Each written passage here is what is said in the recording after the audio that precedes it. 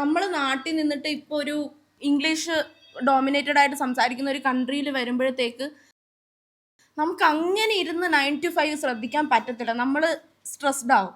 അപ്പം എന്ത് ചെയ്യും, നമ്മൾ സ്വാഭാവികമായിട്ട് ഉറങ്ങിപ്പോൾ. അതുകൊണ്ട് തന്നെ ഞാൻ പറഞ്ഞത് ശരിക്കും ഒരു ക്ലാസ് കുറേ നാളുകൾക്ക് ശേഷം ഇരുന്നത് ഇപ്പോഴാണ്. അപ്പോൾ പിന്നെ ആ ഒരു ടെൻഷനില്ല, പഠിച്ചിട്ടുണ്ടെന്നുള്ള ഇതുണ്ട്. പിന്നെ ഡൗട്ട് ക്ലിയറിങ് രണ്ടുപേരും ഞാൻ സമ്മതിച്ചു. കാരണം എവിടെയാണോ വിട്ടു പോകുന്നത് അത് തന്നെ എടുത്തു പറഞ്ഞു. ഇപ്പം ലാസ്റ്റ് മാം പറഞ്ഞു, ഞാൻ ലൈക്ക് മാം പറഞ്ഞു ചെറിയ ചെറിയ കാര്യങ്ങളാണ് നമ്മൾ വിട്ടു പോകുന്നത്, അതാണ് എക്സസൈസ് എപ്പോഴും നോക്കുന്നത്. അപ്പം ലൈക്ക് എവിടെയാണ് വിട്ടു പോകുന്നതെന്നുള്ളത് കൃത്യമായിട്ട് പറയുന്നുണ്ട്. പിന്നെ എനിക്ക് സത്യം പറഞ്ഞ ക്ലാസ് ഭയങ്കരമായിട്ട് ഇഷ്ടപ്പെട്ടു.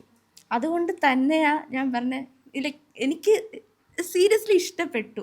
കാരണം എന്ന് വെച്ചാൽ ഉറങ്ങാൻ ഓക്കെ, ഉറക്കം ഓക്കെ, അതൊരു സൈഡ്.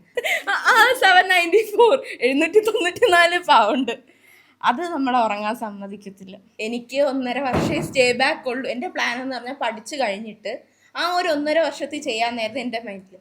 പക്ഷേ കോവൻട്രിയിലും കൂടെ അക്സസിബിൾ ആയപ്പം I am so happy. Because അടുത്താണല്ലോ, ലൈക്ക് ട്രാവൽ ചെയ്യണ്ട, ആ ഒരു ഇതിൽ ഞാൻ ഹാപ്പിയാണ്.